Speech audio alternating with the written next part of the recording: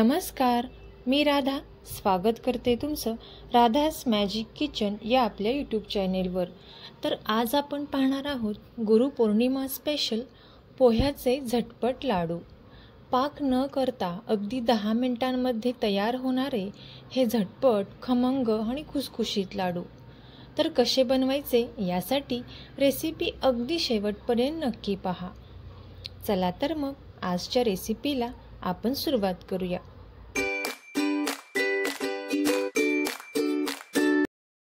तर सर्वात अगोदर इथे आपल्याला एका पॅनमध्ये 2 वाटी पोहे घ्यायचे आहेत। इथे आपण हे पोहे स्वच्छ निवडून घेतलेले आहेत। यानंतर मंद आचेवरती इथे आपण एक 10 मिनिटांपर्यंत हे पोहे छान असे भाजून घेणार आहोत। जोपर्यंत पोहे कुरकुरीत होत नाहीत तोपर्यंत इथे आपल्याला हे भाजून घ्यायचे आहेत।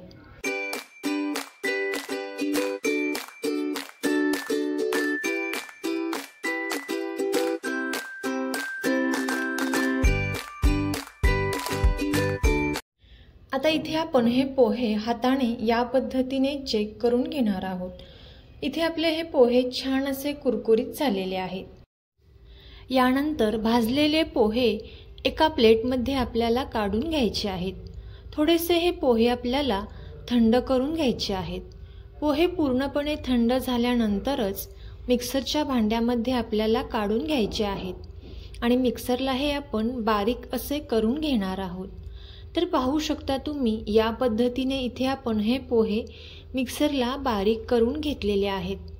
हे आपण एका साईडला ठेवून देऊयात। यानंतर याच पॅनमध्ये आपल्याला एक 2 चमचे तूप घालायचं आहे।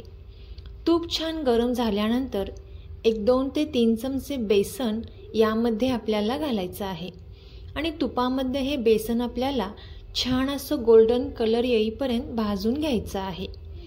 तोपर्यंत जर तुम्ही आपल्या चॅनेलवरती नवीन आला असाल तर नक्कीच आपल्या चॅनेलला सबस्क्राईब करा आणि सबस्क्राईबच्या पुढचे बेल आयकॉनचे बटन दाबा, जेणेकरून इथून पुढच्या छान छान रेसिपीज सर्वात अगोदर तुम्हाला पाहायला भेटतील।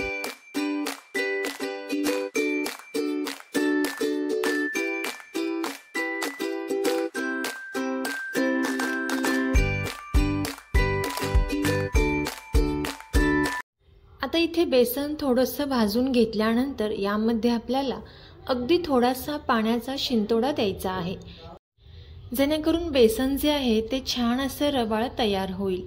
आणि पुन्हा एकदा इथे आपल्याला एक 7 ते 8 मिनिटांपर्यंत याचा कलर पूर्णपणे चेंज होईपर्यंत भाजून घ्यायचा आहे। यानंतर इथे आपण हे थंड करून घेणार आहोत। आता ज्या मिक्सरच्या भांड्यामध्ये आपण पोहे बारीक करून घेतले होते त्यामध्ये अर्धी वाटी बारीक केलेला गूळ घालून घ्यायचा आहे आणि 1-2 खजूर बी काढून इथे आपण घेतलेले आहेत आणि हे मिक्सरला बारीक करून घेतलेला आहे।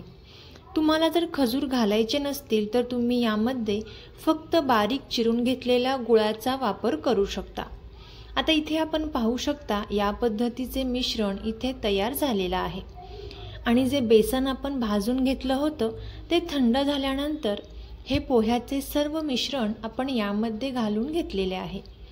तुमच्या आवडीनुसार तुम्ही ते ड्रायफ्रूट्स वापरू शकता।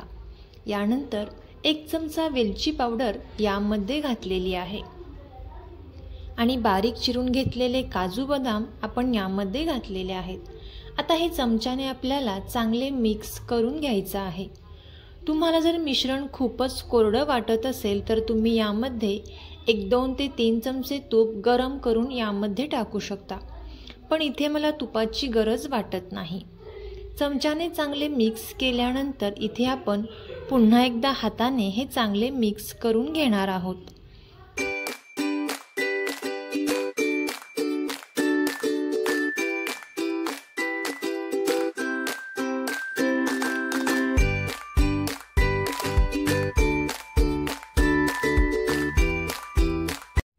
आता इथे आपण हे चांगले मिक्स केल्यानंतर याचे लाडू लगेचच तयार करायला घेणार आहोत।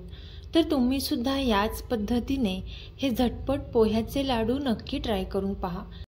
रेसिपी इथपर्यंत पाहत आलाच आहात तर नक्कीच या रेसिपीला लाईक करा, चॅनेलला सबस्क्राईब करा आणि सबस्क्राईबच्या पुढचे बेल आयकॉनचे बटन दाबा, जेणेकरून इथून पुढच्या छान छान रेसिपीज सर्वात अगोदर तुम्हाला पाहायला भेटतील। आणि हे खमंग खुसखुशीत पोह्याचे लाडू आवडले असतील तर नक्कीच आपले मित्रमैत्रिणी आणि नातेवाईकांसोबत शेअर करा।